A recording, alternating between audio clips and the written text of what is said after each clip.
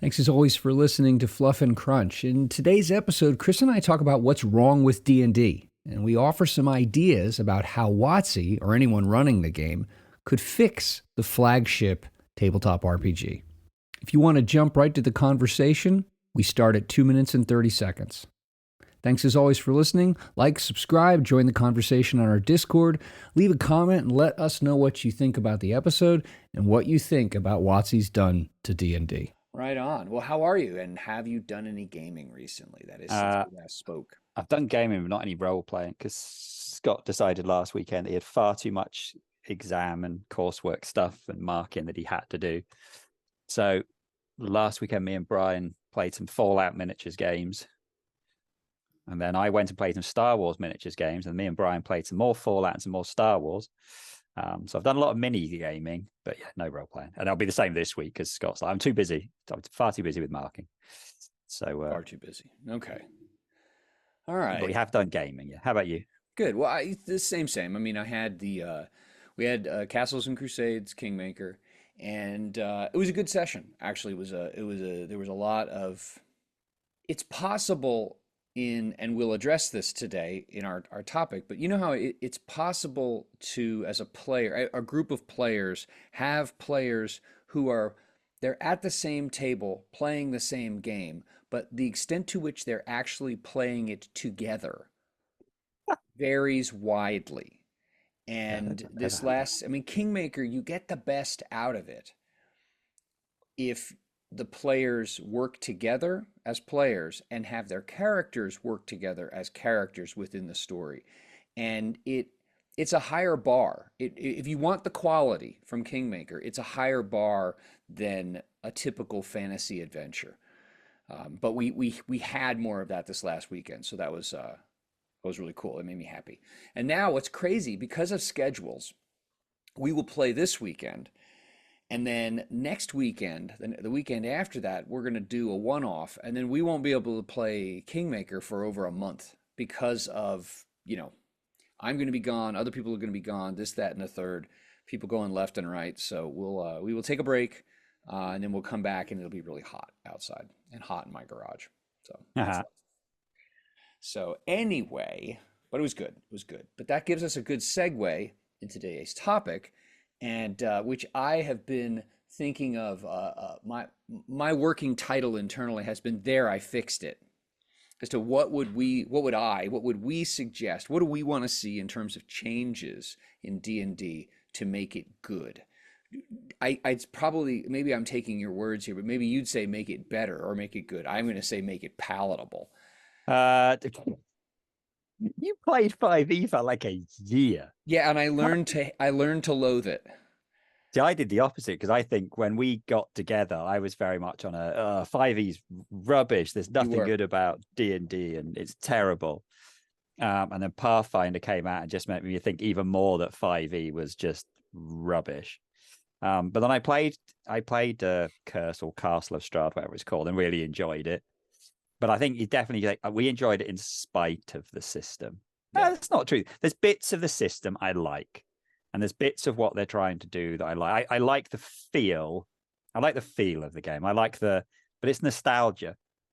Yeah, there is, it is, there is a nostalgia to the property, to the idea of the property of D&D, Yes. And that's why I've got this, the first edition PHB cover behind me there's a powerful nostalgia to it. Yeah, And there's something sort of warm and comforting about. I roll a d20 and I hit, and then I roll a different poly dice, and I do some damage, and you fight, goblins and orcs, and yes, there's some D&D monsters. And when I ran like our 3 GM campaign, I enjoyed, doing the stuff. And there is some good stuff in D&D. But yes, we know there's a new edition coming out. So I jokingly said to you, what would make you play 6th edition? And you were like, nothing. And then you were like, well, actually. yes. And then we decided that was a good idea for a podcast. Yeah. So now, for at least my perspective on this is, some of these I'm pretty specific with. Some of my wants. We can differentiate here. We could say, hey, you could take some of these fixes that we're going to talk about, changes, fixes, and use them in your 5e game to make it better, or make it more like what our 5, whatever. Or I think I've got one of those that maybe you could do that with. Is this the dream that, like, oh my, if I were in charge of WOTC, like the WOTC president recently stepped down, so it's like, if I were suddenly president of WOTC, what would I do when it comes to D&D next edition? Everything that I'm going to suggest is realistic. I don't think anything will happen, but that's mostly because I haven't really looked at what they're doing with like next. But my understanding is it's very much 5e with a few relatively minor tweaks. Doesn't even sound like as when we consider 2d20 and they've ditched the combat dice. Okay, the rest of the systems, basically the same, but that's quite a major. I'm not even sure 5e has anything like that. I think the system is basically the same. I think character creation is basically the same. I think to me, it's almost, it's kind of like Screw them. I bugger them. I don't care what they're doing. Let's talk about what we would do. So it's like I think it's going to be more like 3.5, but because I haven't really looked at what they're doing, I could be wrong, and they could be doing something amazing. And if it really is a 5.5, then that's fine. This is what I would want in 6th edition. Yeah. I'm not even thinking additions. I'm just thinking this is what would need to be done to D&D to bring me back to it. Right. Back to it as a player, or a GM, and a customer. All right. So system setting story. You want to start, or you want me to start? Oh, I always think of it in that, But yes, you go. We go with our system stuff, and then you can waffle on about setting and story. Okay, I don't have these in an order of priority. No, I don't either. For system changes. What I thought of them. But one of the major, I would like to see some significant changes to the magic system. Here's what I go back to. We had, for the longest time, we had Vankian magic with, spells that you memorize and then somehow forget, and it's supposed to take time to memorize them each day, and it becomes cumbersome and unplayable. And I think most people, in 1st edition and 2nd edition, how many of those rules were actually paid attention to with fidelity at the table? I've got no idea, but not in my experience. We introduced spell slots with 3rd edition and 3.5, and skipping over 4th edition and the powers and that kind of thing. We introduce. We are still with spell slots in 5th edition, and here's what I don't like. Okay, what I don't like about any of those is that under the hood, aside from a couple of tweaks like cleric domains and sorcerer spell points, and depending on which edition you're playing with, like wizard colleges or areas of magic, aside from those and warlocks and like how they function, aside from those couple of tweaks, and the warlock is really the outlier for those. Once you peel the layer of the class back, they're all the same. Spell slots have made them all the same. And so your divine caster who draws her power from Pelor, god of the sun, really functions the same way as, Schlobdob the wizard, who, whatever. It's lame. I think it's totally lame. And so one of the things that, I think that D&D is obviously a huge nostalgia piece, and D&D has always been like the prime mover, as being like, that's what people refer to when it's the Kleenex or the Jell-O of role-playing games. And so to an extent, I think a lot of systems over the years have taken their ideas and their limitations from D&D because it's the center of mass. One of the problems, I think that, there are certain things about D&D system-wise that just need to stay the same. Like, you need the 6 attributes. You need D20. You need armor class. There are certain things that just make D&D what it is. Don't bother changing them, or just tweak them a little bit. But one thing I've noticed about D&D over the years is that it really doesn't seem to take it doesn't seem to take into account the designers, like, what the hell is going on in gaming around it. Like, it doesn't take inspiration from other innovations and smart ideas and systems. So here's my piece on magic, and then I'll shut up. Castles and Crusades, the magic system as written in the player's handbook, is really old school and actually not to my liking. In the Castle Keeper's Guide, however, which, if you're not familiar with it, I've said this a few times, is not the DM's. It's not the DMG. It's a book for GMs, all of which is optional. In the Magic chapter in that book, they offer several different Magic system options. They offer spell slots. They offer having to roll against a DC to cast a spell, which then doesn't put an upward limit on the amount of casting you can do per day. But if you fumble, if you roll a 1, you take damage. It offers, and I'm not going to go into all of them, but it offers several fundamentally different ways to manage the casting, the learning, the casting, and the accounting of spells. Like how much can you cast in a day and how often and that kind of thing. And D&D needs that.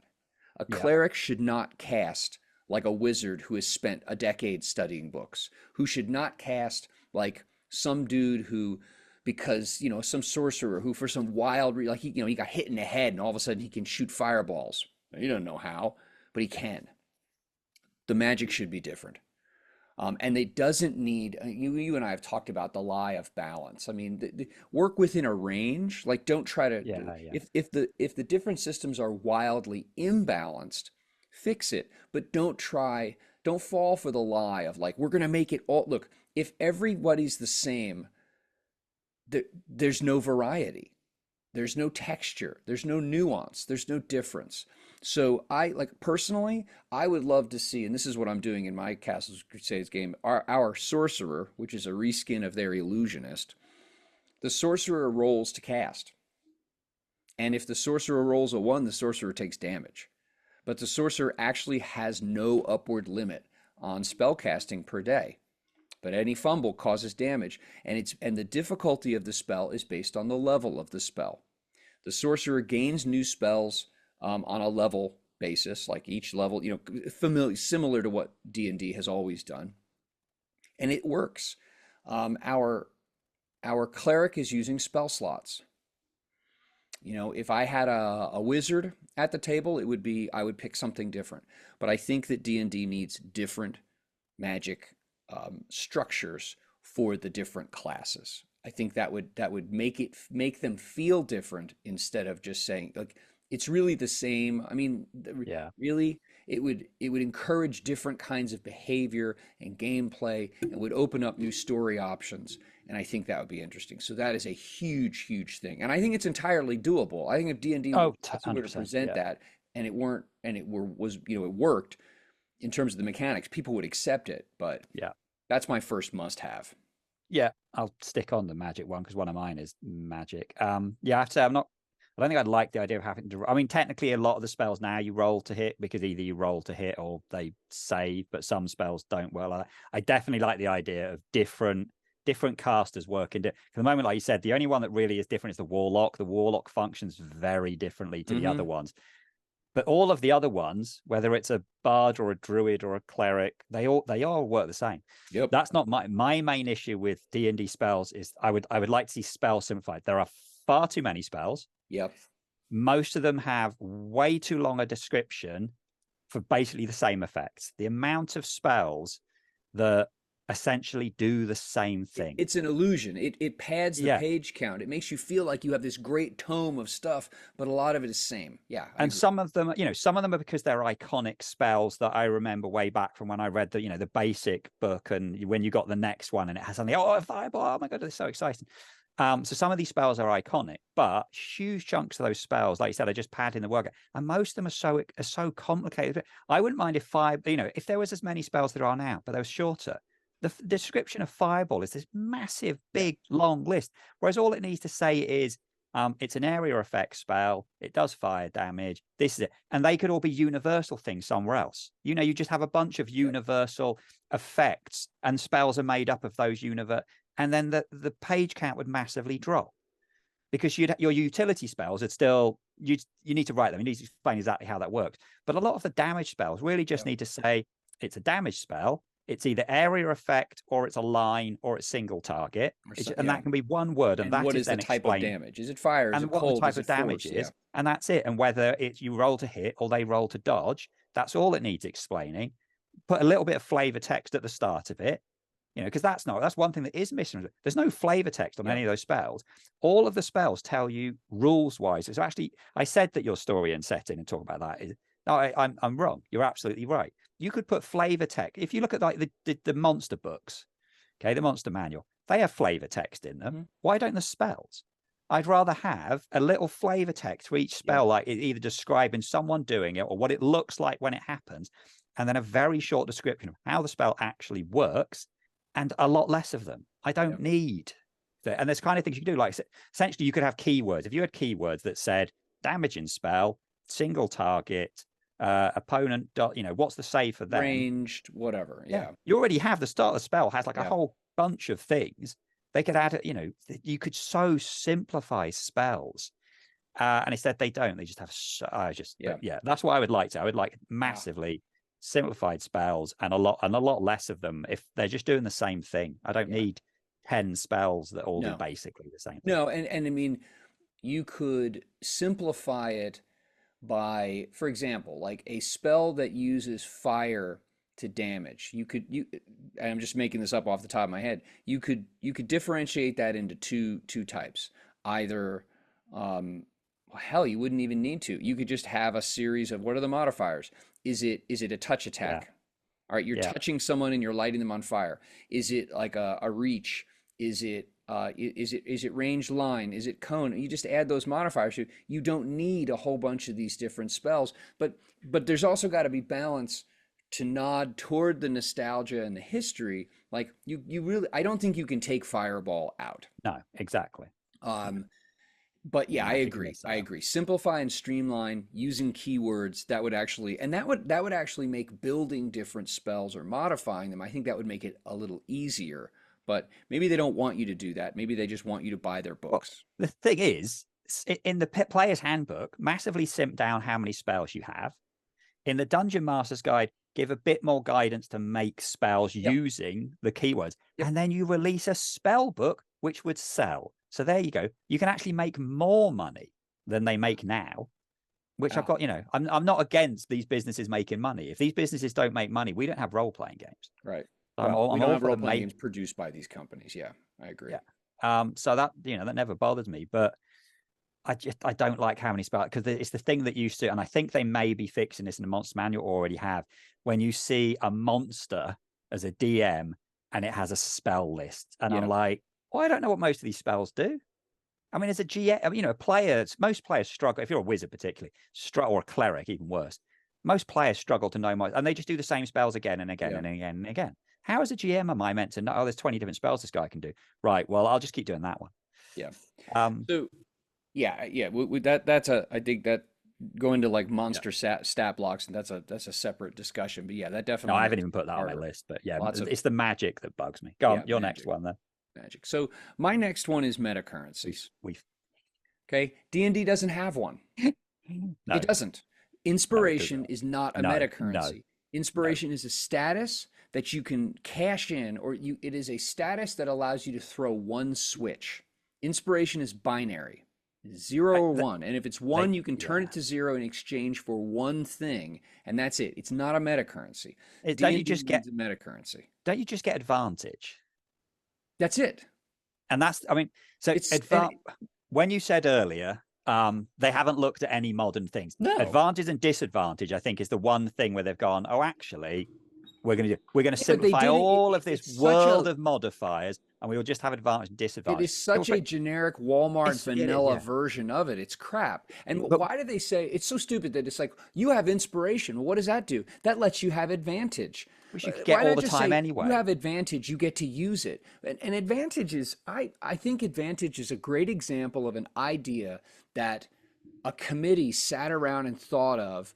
Like, we want it to be really simple, but it's so simple, it's stupid. Yeah. I think advantage is crap. Okay. I've played it. I don't like it. Here's what I suggest. Here's my more specific suggestion.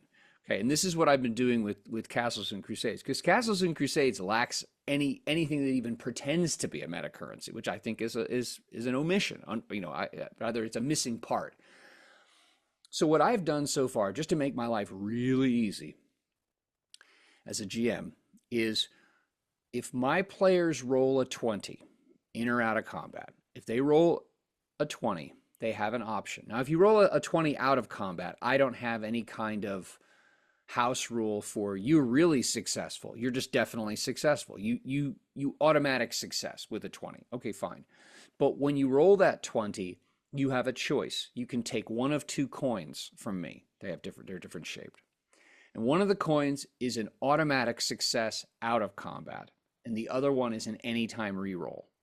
I just made this crap up on the almost on the spot because my players wanted a metacurrency. I also award like fiat coins, which are just +1 bonuses, and you can use as many of them as you want. You can have as many of them as you want. I just, if someone does something cool or in game or out of game related to the game, I'll just throw them a coin. That's my pander to the GM, and I'll give you a coin. D&D needs a metacurrency, and the easiest way, or an easy way, I think, to implement it using the current structure of rolling 1 d20 is something like that. If you roll a 20, you can either, you could do one of two ways. You could either have the critical success, whatever that's supposed to be, like a crit in combat, or an automatic success out of combat. Or you can say, I'll just cash it in and I'll get this coin. Or you could say you get both, whatever. But there needs to be some kind of a metacurrency that you can use to buy at different effects to shape die rolls, and maybe even to provide an advantage, little a, not big A, to you before you roll. And I take this, and I'm not shy about it, I totally take this from 2d20. Metacurrencies ought to enable you to increase the likelihood of you being successful, but at a cost of this currency, and shape the outcomes of a successful roll. And D&D lacks that, and it needs it. I agree with you, and I wrote down, I mean, because I wrote more interest in combat, and I said you either need a meta currency or you need an option list like Age has, where if based on the role you get to do cool things with it. I don't, because you've only got one dice, I don't think you can link the meta currency to the die roll because it's so limiting. And if the only thing you do is when 20 already does something, I would simply add, like the vast majority of modern games, just have a meta currency that exists outside of the die roll that you can spend. Actually, the thing I would do, because D&D has all of these poly dice sitting around, I would just give players, in fact, the easiest thing to go is here we go. At the start of a session, you get one of each poly dice. You get a D4, a D6, a D8, a D10, and a D12. And you can use them in the session or in the adventure, whenever the hell you want. And you can use that to add to a dice roll. You could use it to penalize a bad guy's dice roll. You could add it to a damage roll. And that gives you a nice, really easy thing. It's still on theme. Whether it's used for dice, for bumping your D20 or bumping your damage, wouldn't break the system. Right. I mean, obviously you'd use your D12, for, but it works both ways. Yeah. Whether you can use it before or after you roll, it's irrelevant. It's not, not a play tested thing. I think that's kind of something you want, because what you're wanting is a kind of, because one of the things that is annoying about D20 is a good roll, a roll that's just over or just like miles over the target is irrelevant. Unless it's a 20. That's the fault of using a D20. When you're only using a single dice, you can do it. You can add in a whole bunch of things when you succeed by 5 or 10 or 15, and then it starts getting complicated. And I don't like that. And I also wouldn't want to have things on 20 like what's the one that I really can't stand that uses D20s? The cipher system. That has a really complicated, like a 20 is a crit, but also an 18 and a 19 are like, they're not a crit, but they. What I want to do, I would separate the meta currency from the dice roll, because you've only got one dice. If you have multiple dice, like 2d20 works because you have multiple dice and you have multiple successes. So you can have degree. There is no degree of success in D20. No, and you can't fix that without changing the dice roll. In a system where you have degrees of success, you can generate if you ask extra. people to do a lot of math at the table, which slows things down. Yeah. So since you don't want either of those things, I think you just need a meta currency that is just sits alongside. You know, I 100% agree that there should be a meta currency. But like the other thing I'd like to is just more stuff, and it's difficult to have cool combat options. Again, it's the fact that you've only got a single success thing. Because of the age system, a good example, you roll 3d6, but one of those d6 does something extra if it matches one of the others. You can do that because you're rolling multiple dice. Like 2d20, you're rolling multiple dice, so you get to generate. You have degrees of success. That makes sense. So anytime it's very difficult with a D, but I would say 100% metacurrency. Yeah. I would like more things you can do in combat other than being a battle master fighter. Battle master fighters are great. They're they're the interesting class to play in combat because you get to do all this cool stuff. Yep. Why doesn't every martial class get to do that cool stuff? Something that you just made me think of with this idea of each, you get a heap of the dice, the different dice to use.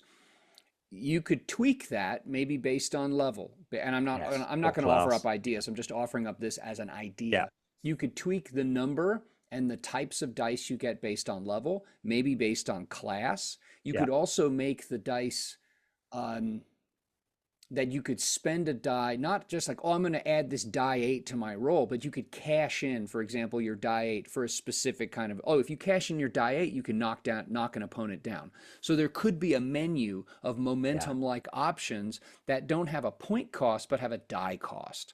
So you could actually link it back to what you said, where if you roll a certain roll, let's say 18, 19, or 20, for 18 and 19 work, because 20 already gives you, so 20 is a crit. Yeah. We know what a crit does. But then maybe a roll in an 18 or a 19 gives you one of these dice. So you get an extra something one. like that. Yeah, there are options. Anytime you succeed by 10, because succeeding by 10 is easy to work out. But so there are ways to do it. But I don't like I hate to say this, but like I don't like making people count at the table. It's one of the reasons that like the age. That's why I say 10. Yeah. Yeah, 10. But 10 is fine. But there's another. Yeah. So metacurrencies is a must. Yeah, I'd like to say metacurrencies and things you can do with the metacurrencies, because that's what I think that's implied. Because if the metacurrency, I mean, honestly, there's a difference between a metacurrency and a heap of bonus dice. Yes. Bonus dice are not a metacurrency; they're just bonus dice. And so I would actually like to see a combination of the two. Because there are systems that literally, the only thing you can do with your metacurrency is you can re-roll your failed dice roll. And then you could roll worse, and that's lame. That's not very exciting. So I want to be able to do cool stuff. So here's what I've got next. Death and damage. I'm dropping. You can't touch damage. Yes, I can. Oh, here's currently in 5e, you have, and this has been aside from 4th edition. When you take damage does nothing to you until it drops you. Okay, I'll come back. You're right, except for 4e. 4e was good for that. I'll come back to that. Yeah. So 5 some odd editions of D&D, you could have 87 hit points, take 86 hit points of damage, and you are still still perfectly fine. Yeah. And then once you hit 0, various things have happened in the editions, but currently 5e, you hit 0, you are unconscious and dying at 0. Okay, and then you have to make these death saves, which are just 50-50. Okay, putting aside the death saves, you don't die instantly until you take damage negative equal to your original max hit points. Which doesn't happen very often. It never happens, especially as you get up higher in levels. So I propose a change. I have a bunch of changes, but I have one change to that. I think first off, you die when you hit negative constitution. Yeah. If you have 87 hit points by virtue of your level and your constitution and feats and this and that and the other, you already have the benefit of lots of hit points. You don't need to double that benefit and make you impossible. You're unconscious. You're on the ground and you won't die. Constitution, okay? Yeah. Constitution negative is instant death. Yeah, I don't have, now when it comes to death saves, I don't have a specific idea about that, but I keep coming back to like, maybe those should be changed. My point is death needs to be more realistic of an occurrence, because it needs to hang out there as a threat, because that shapes how people play the game. You make the game more interesting by adding some tension. And I think maybe just forget about changing death saves, just meaning like, hey, look, if you have a constitution of 12, if you go to negative 13, you are DED dead. Yeah. Boom.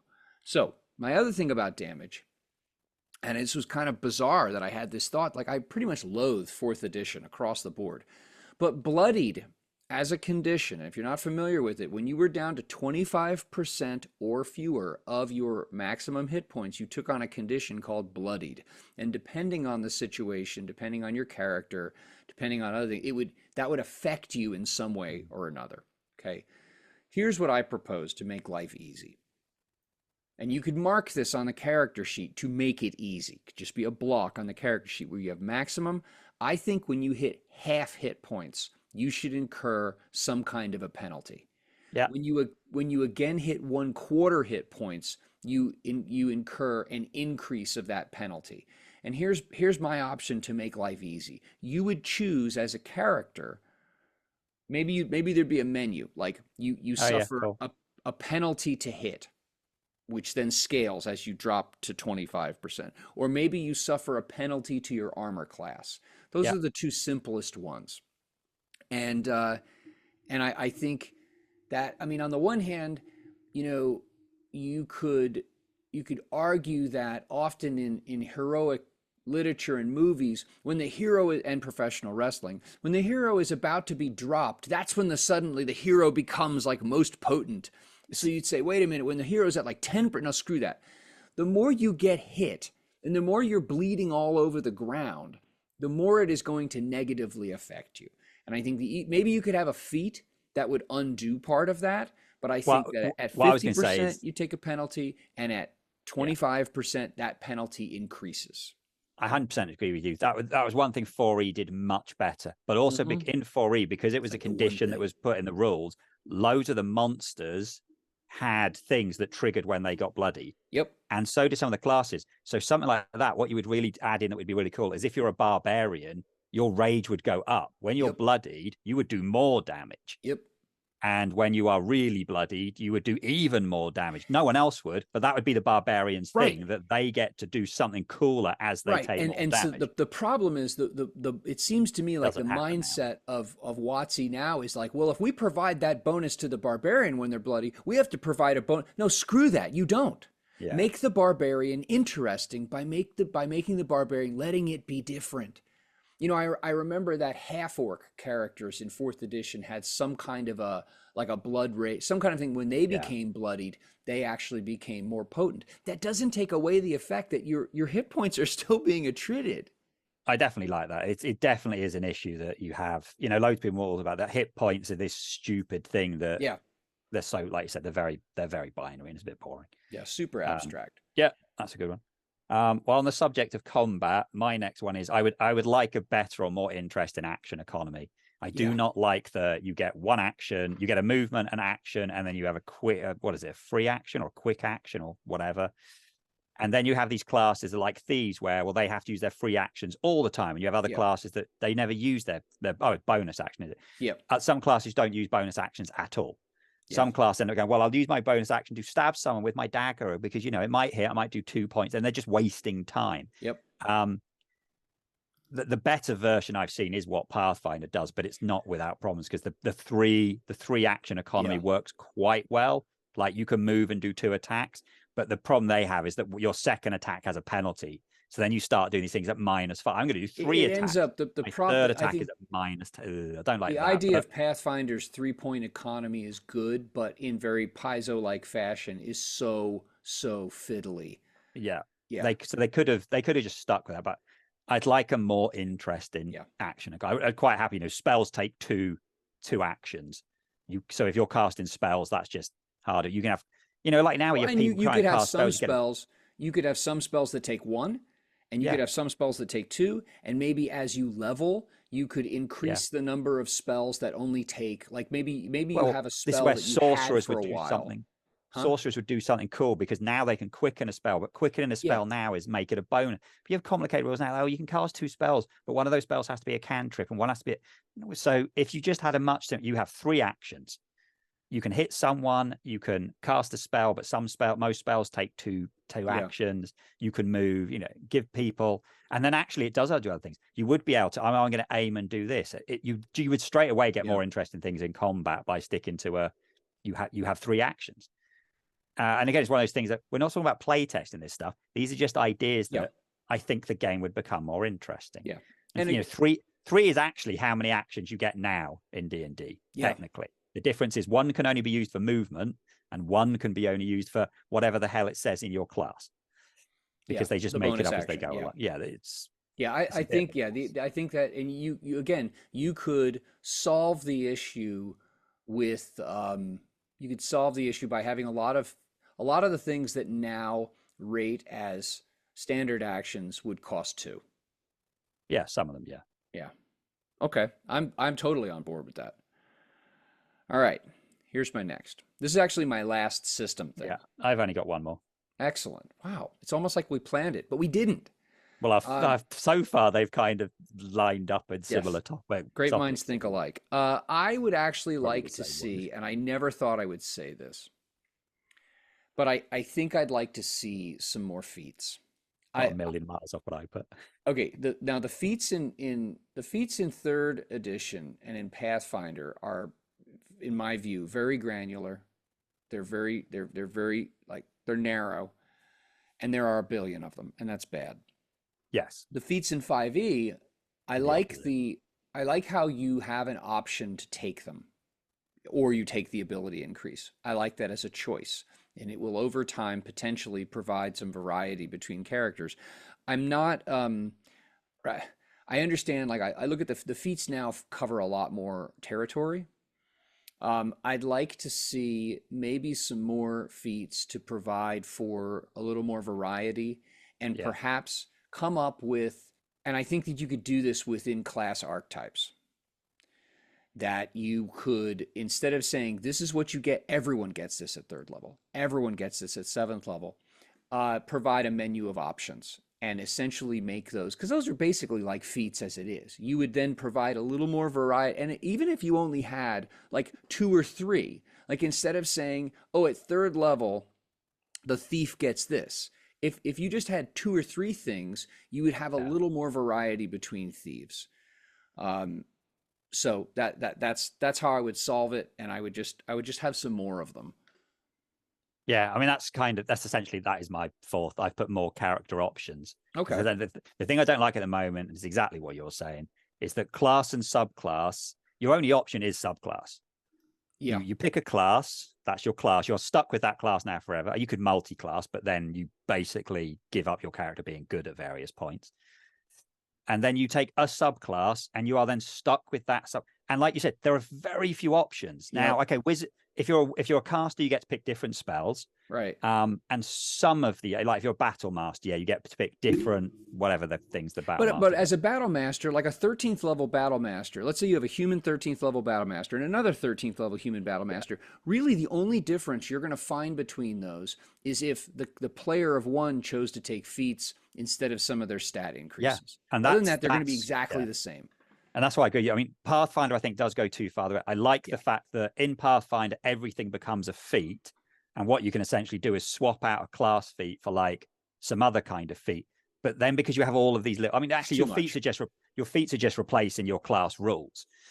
And every class rule becomes a feat, which is a good way of doing it. But then they had to add in feats for your racial or species bonus. And then, so you actually, then it's got a bit too common. I just want more options. So somewhere between kind of Pathfinders, everything is a feat, which actually does work kind of works, but maybe it's a bit too common. But it's a good idea. Some things they work in theory, but then in practice they're too cumbersome. But that's Pathfinder. Certainly the one thing that it does is that you could, like both me and Brian created fighters who were completely different in play because we just picked different feats. Yeah.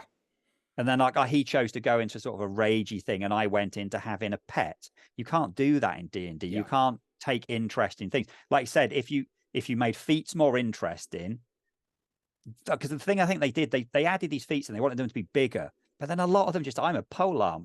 The feats don't do anything interesting. Yeah. I'd rather they took some of the class features back off them and put those into feats. So you go, I want a pet. Right. Well, that's a feat. You now have a pet. So now your fighter with a pet is totally different from the fighter without a pet because, something like that. They could solve this, and I'll end my piece on this with this. You could solve this by leaving the feats how they are. They don't even have to change the freaking feats. But what they could do is add more class options to still, like, a fighter's still going to be better at fighting and smashing things than a druid. Yeah. Like in most cases, because that's what makes a fighter a fighter. But you need to have more variety and differentiation within that. I'm fine with the subclasses. I'm fine with the differentiation, like a rogue thief, a rogue assassin. I'm fine with that, but there should be some more variety within those. Yeah, 100%. And I think that you could do that by adding what effectively would be a menu of feats within each of those, instead of just making them all the same by level. So that's all I've got for rules, actually. No, yeah, that's mine too. We basically have the same issues. There we pretty go. much the same vague solutions, because funnily enough, we don't have thousands of people that are going to play test our suggestions for us. No. Well, maybe we will after this. Who knows? We'll mention DnD and the hashtags and stuff, and it'll get paid attention to, because that's apparently what you have to do on YouTube. And I'll come up with a really clickbaity title also. So how about D&D. how about setting? Did you have anything to say about setting? Because I do. No, because I was just looking at system, because D&D doesn't have a proper setting anymore. I mean, and that's the problem. Yeah, that's a good point. Yeah. Okay. Here's my problem. Go on then. Back in the misty distant past, D&D did not have, it really didn't have a setting. Like first edition, the setting and first edition AD&D, the setting, the default setting developed long after the game. Yeah. And yes, there were plenty of adventures that were printed in what was known as Greyhawk, but the idea of this coherent, like, this is the setting and we're gonna place the stories inside it, but the setting precedes it, was a latecomer. That came years after the game started. The problem now is that they claim, kind of, that the default is Forgotten Realms-ish, but it is such a mushy, blah kitchen sink, because they've poured everything into it, that it means nothing. It's like, Syndrome. When everyone's super, nobody is. But the stuff, but no one's even really super. Nothing in that setting is super anymore, because all of the uniqueness has been worn right off of it by trying to make it. It's like Rifts without like spaceships. It's crap. That's not even my issue with Forgotten Realms anymore. There was a point, certainly end of second edition, that's what they did. You looked at the big map and it was everything in it. It's like Galarian and Pathfinder. Yeah. It's just such a ridiculous kitchen sink setting. So it doesn't even have that anymore. It's just bland now. No, they just keep throwing like, oh, here's this new race and here's this new this, and it all fits. Everyone's there together. It's bullshit. All they really do now is they just use this little bit of the Sword Coast, and it's just right. They don't even have interest now. At least other parts of the Forgotten Realms system, like Alcademia is interesting. So that place where like Hal Ruin is all the wizards. There were interesting places in Forgotten Realms. So here's my proposal. What I think is that as the default, and this is my key here, the default setting, they ought to go back to Greyhawk. Yeah, I know nothing about Greyhawk. Greyhawk is like a Western European fantasy analog. You're not going to find a Dragonborn there. You're not going to find a Tiefling bard who is friends with the Birdman who lives in the flying castle or that crap. You're not. I think the default setting ought to be swords and castles and crap like that. Take it back to Greyhawk. And then write separate settings and sell them based on interest and things like that. Whatever. Settings ought to be distinct. Forgotten Realms should be like, I remember when the Forgotten Realms box set came out, but a bajillion years ago, and it was distinct. And then it grew less distinct over time as they tried to pour everything to it. Eberron is distinct. Now, they wrecked Eberron. That should be the default setting. They crapped all over Eberron by saying, especially in 5th edition, by adding in everything else. This, like, everybody's here and no, make Eberron what it is. You're like, I don't have any problem whatsoever. These bedwetters that are running WOTC right now who, we can't do Dark Sun because they're slaves. There are slaves in the real world. It doesn't make it right. Yeah, it's a freaking fantasy world. Like, you want evil, you have to have things for me for that things. Yeah, exactly. You do Dark Sun and you have slavery in it because the point you're making out is that it's very clearly bad. What a concept!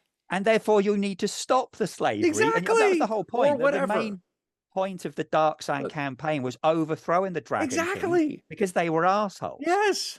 And you were a slave and you overthrew. No, That was the main meta story of Dark Sun. I So to say we think can't do Dark Sun because it's bad, it's yeah, like, I think that there is I've read tons of articles, and I think this, and actually a number of books that have done like business and economic studies of like why TSR imploded. You too obviously many can't have a settings. bajillion different settings because No. no one's going to buy them all. But whatever settings are put out for D&D ought to be distinct. Like Yeah. when I go have Indian food, it shouldn't taste like Italian food, which No. shouldn't taste like good Korean food, which shouldn't taste like a steak. It's like, let's embrace the distinctiveness of these settings and not try to quietly make all of them everyone's welcome, every idea, every story, everything. That's crap. That's crap. I mean, It's the thing is, not a Vegas buffet. they only release like 2 books a year. It wouldn't kill them to go, right, we're going to release 3 books a year. One book is going to be a setting book. The second book is going to be adventure set in that setting. The third book is going to be it's going to be one of these kind of set in its own setting and adventure at the same time, which Yeah, they I'm can not do in their gonna. magic settings like they're doing. And there you go.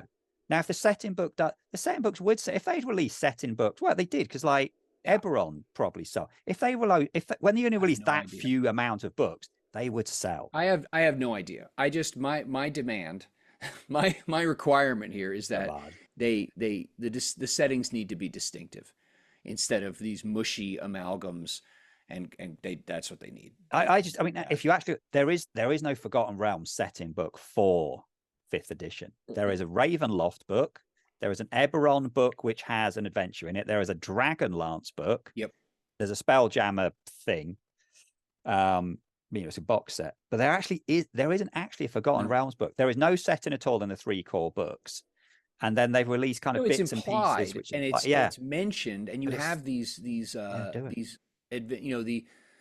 the campaign books that they've put out over the years, like the first like several years of them were all set, as you said, in and around the Sword Coast, but there was nothing that ever, nothing No, makes it distinct. So I think they did that so you could run them in your own setting quite happily, which potentially worked. But when they don't try anything different, you think like, well, yeah, but yeah, you definitely don't want. The thing is, just release a setting book and then just release you don't have to keep supporting them. Like you said, the problem with TSR is they were trying to support all of these different setting lines. multiples. And well, And what Eberron's people not Eberron. I mean, they put out the book, and that's it. Yeah. They have not put out anything else. Stick to that. But I totally agree with you that when they release something like Eberron, don't try and make everything from the core. Well, if everything from the core book can't finish sentence, then your core book it doesn't matter. You just you can't play one of the those things races. that was and I'll end with this. Previous versions of it, all versions of Eberron, so 3.5, 4.0, and 5, they've made mention that anything that's in the regular monster manual or regular PHB has a place in Eberron. Okay. However, and this is the older Eberron you get to, they did this best with 3.5, and they've since watered it down progressively. That thing takes on a potentially a very different role in Eberron. Hobgoblins are there, and elves are there, but they are very, very different. Yeah. And that distinctiveness, that's what we need. That's what makes a story interesting. Not everything being lukewarm oatmeal, which is what all of it is now. And yeah, that's it. So story, actually, you know what? I don't have, like, in terms of modules or adventures or whatever, I don't have any. I think that if settings were more distinctive and the rules were different in the way that we propose, I think that the game would be far more interesting to play, and the stories that you would come up with would be far more interesting and compelling because the settings themselves would be interesting and compelling. I think it would be nice if that they kind of went back to having essentially the modules. I don't like the fact that the adventures take you from level 3 to level 10 to 15, 10 months. And they're big, and you basically have to be doing them constantly. Because I buy, and then some of them they link to a setting, so they might have like a little bit of setting that seems quite interesting, and then this big adventure, but then the setting isn't enough to play in that setting afterwards. and then most of that thing, is adventuring. Why can't we just have some smaller Here's adventures? something. Just pick a setting and release a couple of small adventures during that year of different levels, Here's and maybe something. they can be tagged together. Not just like Act of Cthulhu do. They do both. They do small PDFs, Boom. and they do the big ones. And so does Do Star Trek that. Adventures. Star Trek Yeah. Adventures has released they have released some books of adventures. They have released some, call them like multi-session, call them full-length modules, and they've also released a heap of these mission briefs only digitally. Yeah. Achtung Cthulhu recently took a number of their digital adventures and printed them in hardback volumes. There you go. But that would actually, yeah, that would work. And here's the other thing too, is that WOTC owns all of TSR's IP. So they have a metric crap ton of modules, many of which are good, some of them are not, that could be, you could take the story and you could translate it. Now they've done that, like, the, what's that book? Tales from the Yawning Portal. They did that. But I think you're right, There's a actually. couple like that. These giant $50, $60 hardback volumes that take forever, and lots of people don't ever finish because they are so damn long. And there's a massive burden on the GM too. This is a whole nother topic, but we talk about like the bottleneck on D&D play is DMs. And maybe that's why WOTC is trying to, leverage AI and other BS like that, because that's of course, you can't make the AI buy your books. So that's beside the point. We all know that the GMs buy the most stuff. But when you get a 200 and some odd page book that in order to run well, you need to read a few times over, that's a big freaking burden. A 32-page adventure module, like it was way back in the olden days, was really easy to consume quickly and run. So maybe them, instead of trying to only do a handful of big things per year that are high dollar, maybe they do things that are just purely digital products, smaller in scope. They turn back to these old adventures. They don't have to worry about necessarily creating new ideas, because there's a lot of stuff that they could jumpstart a process with this. So I'm on board with that. I like that as a story option. There we go. I think we solved it. Yeah. I'm going to do a write-up of this. I'm going to do a write-up of our ideas, and I'll share it with you, and we can make that available to people. We can link that, and people could look at it. And if you're listening, you should give us your ideas of how to fix D&D, how to drag it out of I don't know, it's so blah now, which is just so sad, because it used to have distinctive edges. There used to be contrast in the stories, and now there isn't. It's just blah. Well, I think part of it is, like you said, because there is no setting, and the settings they try to make the same as the other settings. So none of the settings are really, some of the settings that are interesting is some of the settings that are from Magic the Gathering, because they don't have all of the races from the player's handbook. They have whatever but they races keep trying to they made up. They make a distinctive setting, and then they say, oh, but all the other stuff's available there too. Bullshit. Just say no. Just say exactly. Just say, well, this stuff isn't. Here, these new weird races, these are in it. This is a new weird setting, and then we're going to do some adventures for that weird setting. But they don't do that. Yeah, and if look, let's face it. If someone at home is like, well, screw that, I want to have Dragonborn. Why you would want to have Dragonborn? Dragonborn are like the worst, but that's beside the point. The stupidest race. Anyway.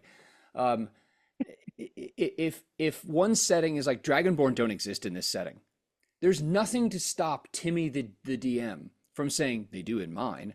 But what I would like to see is the official products, like, again, establish and maintain some distinctiveness in the settings, and then by extension the stories you tell within them.